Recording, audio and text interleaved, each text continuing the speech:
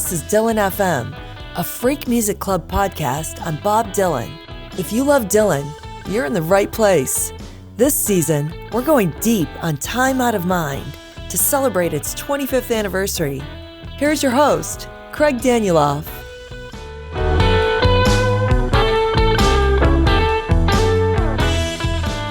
Time Out of Mind was released 25 years ago, which was 35 years after the first Bob Dylan album was made. It's an album that we'll focus on in this series, but before digging into the record itself, I want to first spend a little time looking back, in particular to the 10 or 20 years before 1997. Because to really appreciate Time Out of Mind, I think it helps to understand where Dylan was and where he was coming from when he made it. This is an unusual episode in that there will be no guest. It's just a presentation I'll make to review and think about this part of Dylan's history. If we're both lucky, this will never happen again.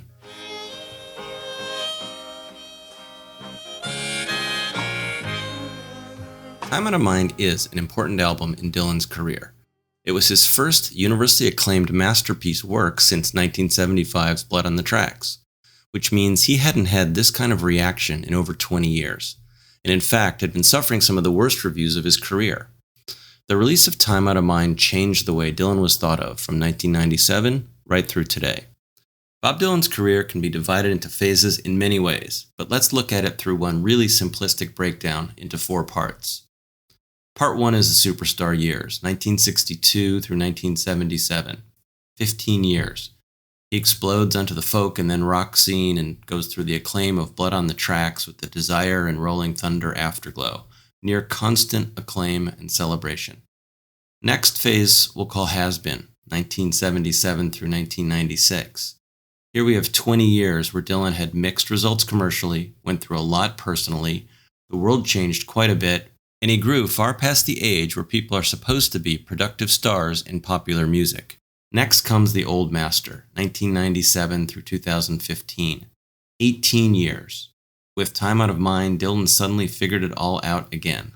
We'll talk a ton about this record in coming weeks, but here I just want to point out that Time Out of Mind marked the start of an extended period where, as Jochen Markhorst says in an upcoming interview, he could do no wrong. And finally, what I'll call Twilight, 2015 through the present day.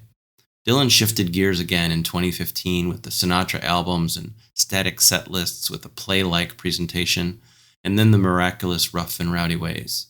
I think this period is distinct from Time Out of Mind through Tempest, although it is clearly still a soaring achievement.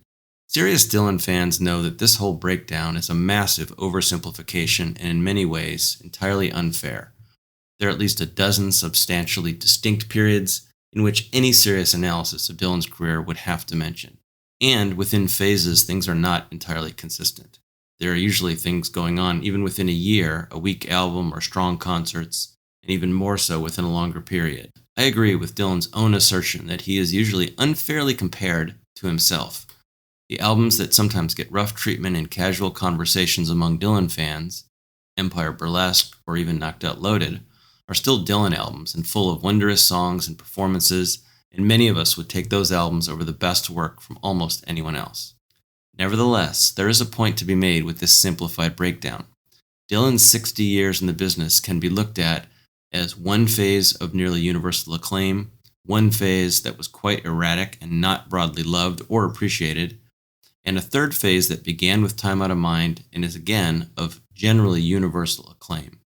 I think it's handy to have that simple framework in mind when thinking about items in Dylan's career, especially if you're not yet familiar enough to know all the nuances of each year for the last 60. If we compare the time before and after the release of Time Out of Mind to some other major milestones, it's clear that as a breakpoint, this is as big as the night at Newport when he plugged in his electric guitar and moved from folk to rock, the night he got on stage in San Francisco and played only evangelical songs to kick off the Born Again years, or the night they called it a day, dropped as a single and the Sinatra years began. The perceived change in the way Bob Dylan was thought of by his fans, the press, and eventually in popular culture before and after the release of Time Out of Mind was dramatic. It offered rich, compelling songs with an intense, effective music and production.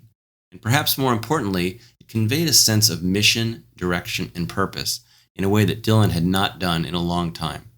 And in a way he was able to continue to refine and expand for nearly 2 decades forward.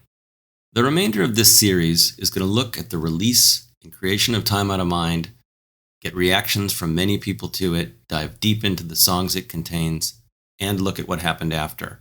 But before going there, let's drill down into the 20 years that preceded it, 1977 through 1997, a period that could have ended with Dylan's death, which would have left him with a very different legacy.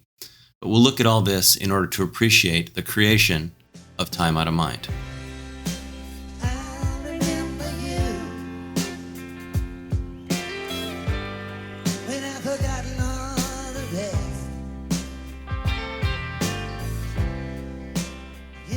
We all know the story of the 60s, are familiar with the Woodstock years and his reemergence, first with Planet Waves and then the band tour of '74, the universal acclaim of Blood on the Tracks, and then Desire and Rolling Thunder. I'm not going to talk about any of that. Let's jump to 1977. 1977 begins a 20-year period that contains amazing material, but was hard on Dylan, his fans, and his reputation. It's a period when many people got off the Dylan train. Some never returned, but many only did after Time Out of Mind. Dylan's place in history may have been set. Dylan's acclaim was already cemented, but Dylan was in the past tense, for some people, in some ways, and for some of the time. I'm talking in very broad generalities again. We all know, as serious fans, that there are astounding recordings and shows and things throughout this time period, and perhaps all of this is Dylan being judged and treated unfairly. But we do know that 1977 and beyond wasn't the 60s or the mid-70s, and it wasn't the very late 90s and beyond. This was the hard times. Let's look in some detail. The first 5 years, 77 through 81, were a rough time in real time, but came later to be worshipped. Street Legal didn't get the reviews or sell the albums or tickets that Desire had, and we all know the controversy of Slow Train Comin' and then Saved, and to a lesser degree, Shot of Love. For fans, and Dylan at the time, these were 5 really trying years. Fast forward to today, Street Legal is among a favorite of the hardcore fans, although perhaps not in the broader world until a bootleg series comes along and re-educates them. And the gospel years and albums have already gone through that re-examination. They're broadly loved now. But in real time, neither of those were true. So those 5 years knocked Dylan off his perch, with some fans, some press. The failure of Ronaldo and Clara was in there, so overall it seems like it was a tough time personally as well.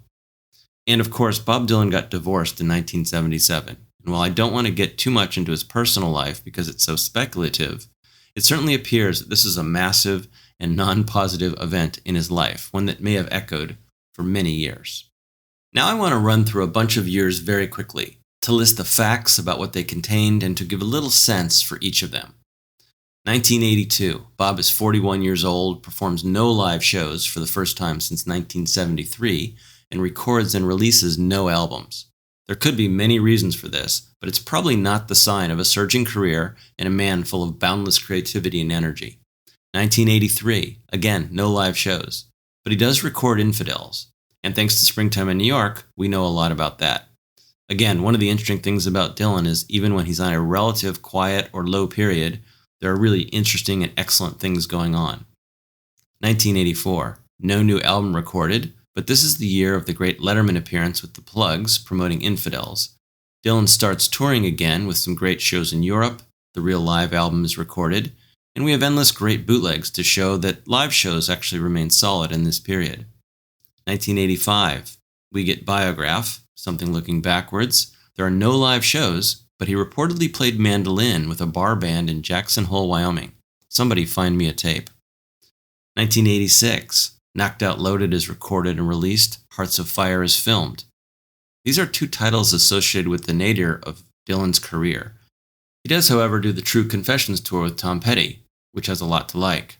1987, Down in the Groove is recorded, but not yet released. He does 6 shows with the Grateful Dead and 30 in a tour of Europe that starts in Israel. The end of the pre-Never-Ending Tour.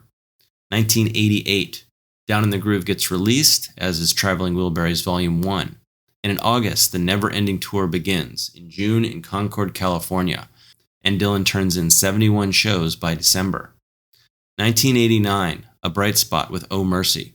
Along with this, Dylan played in the band Chop Liver on Chabad TV, a rarity but not a highlight, but the net rolls on with 101 shows around the world. 1990 brings us Under the Red Sky, that Wild Toads Place show, 3 hours and 50 songs of the absolutely wildest set list in Dylan's career in a tiny bar in New Haven, Connecticut, and another 102 shows on the road. 1991, No Recordings, the semi-shambolic Grammy Lifetime Achievement Award ceremony, and another 101 shows. If Dylan's recording low was 86 and 87, many would agree that his live performance low was 1990 and 1991. There are moments, there are gems, some of it's very interesting, but there's a lot of rough times and even rough nights. So I just very quickly and unfairly ran through 10 years of Dylan's professional life.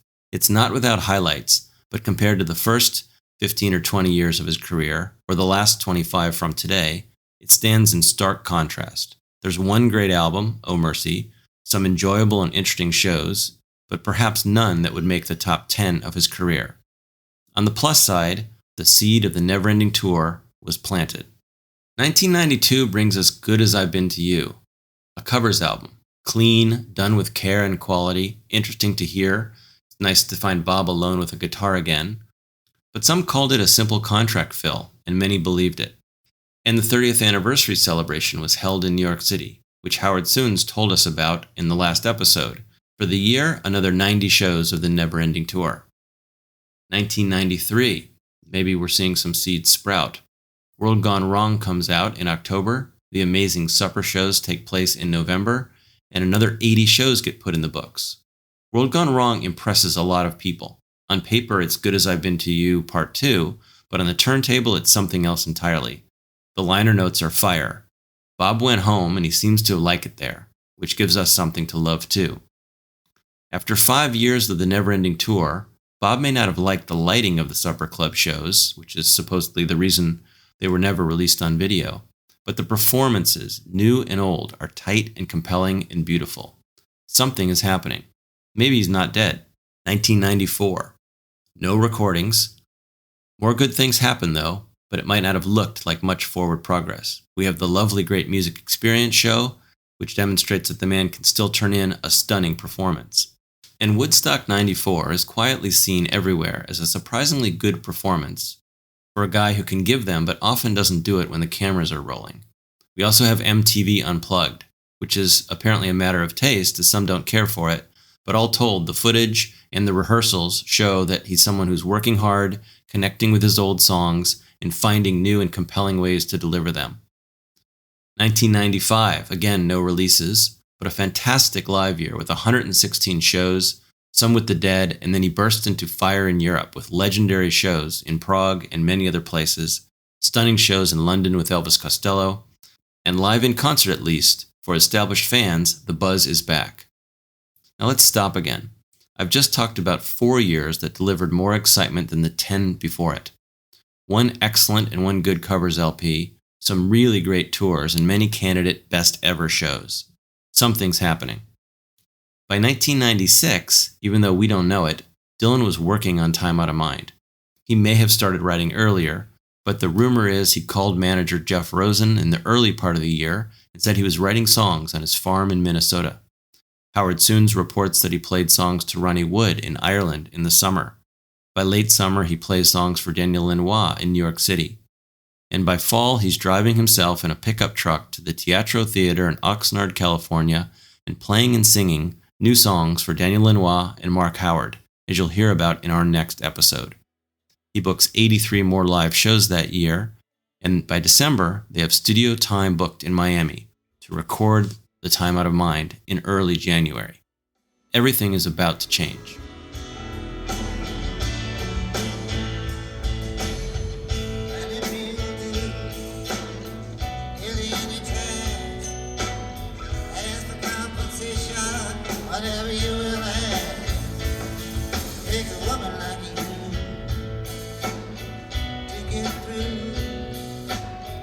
I think this arc and this comeback is really remarkable. After the career and the reaction and the acclaim that he enjoyed for almost 20 years, levels that maybe a handful of people in the world have ever achieved. To suddenly have 5 years where you're not being universally loved, and in fact questioned, and then 10 years where, in his own words, I'm in a bottomless pit of cultural oblivion, that's gotta be a little rough. Or more accurately, a horribly unbearable amount of pressure and personal strain. Of course, this happens all the time. Stars, after a while, aren't stars. Sustaining that level of both quality output and balancing the high wire of fame are both extremely hard to do for years and years. Nearly everything within you and outside of you moves against winning after 5, let alone 10, let alone 15 years. So it may be sad, maybe unfortunate, but the fall of any winner in this realm is inevitable and really not surprising. What is surprising is a resurrection of work product, of fan and public acclaim, and of, or so it seems, personal clarity and motivation. To live through that fall, that change in status and response, and then a decade into the tough times, decide first to rebuild your live show, head out for 100 nights a year, go play places that guys like you don't play, and then find the feel again, rebuild those muscles, and eventually, after 7 or 8 years, again be powerful on stage. That is determination and effort, and incredibly admirable. At the same time, to go from being regarded as the best songwriter in the world to having people almost look away in embarrassment at your mid-80s albums, and to think that you may not write any songs again, and eventually go 7 years without releasing a new song, when before that, your longest dry stretch was 18 months. That's something. And then, again, on another front, to decide to rebuild. To first make a few albums of old songs you love and just let them sink in. And then to wait, perhaps even patiently. And then, with the growing success of The Road, maybe that mixes in and suddenly powerful new songs start to come. No doubt being built upon the cover album roots, but also on everything you learned from 40 years of being the songwriting standard and one of the most well-read, well-referenced, and deeply thinking persons in the world. Again, it's just incredible and impressive. It also needs to be mentioned that these years aren't just time spaces. Dylan is getting older. He's 36 when Street Legal comes out and 56 when he walks into the studio for Time Out of Mind. As Graham Parker said later, Twist and Shout is not what a grown man writes about. There was not a template for a vibrant 50-plus-year-old rock and roller doing new material, especially material that was age-appropriate. Like so many other things, Bob Dylan invented how to do that. Dylan didn't get lucky. By any measure, Bob Dylan did again something that was as difficult as the process by which he reinvented himself in his early 30s, when he learned to do consciously what he formerly did unconsciously. In his 50s, he learned to do something completely differently. I can't do that anymore, as he told Ed Bradley, but I can do other things now. And those other things are what we've enjoyed since 1997. And most of us in the world has decided that they're, in their own way, just as or nearly as fantastic and world-class as the very different kind of greatness he had in his first 20 years. TOOM is the point when all this begins. And then, for over 20 years since, he retains that peak level of performance. That's another story, but TOOM is where everything restarts. In the next bunch of episodes, we'll dig into the making of this record and then hear all kinds of reactions to it and analysis of it. Of course, the record can be enjoyed purely on its own, but I think recognizing where the man who made it had just come from, in terms of his life, his work, and his career, that adds something to our ability to appreciate it. I hope you agree. Thanks for listening, and for now, go play Time Out of Mind. I'm walking through streets that are dead.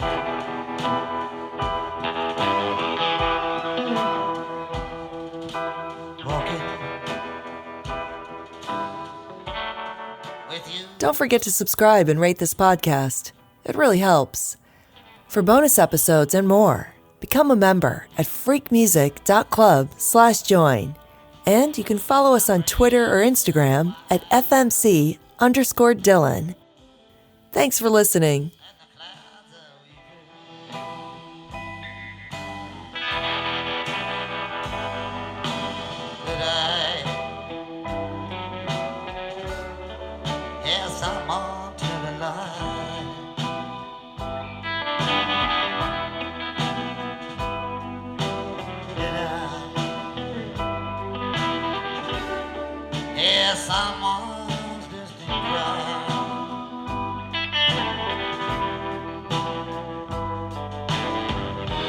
spoke like a child.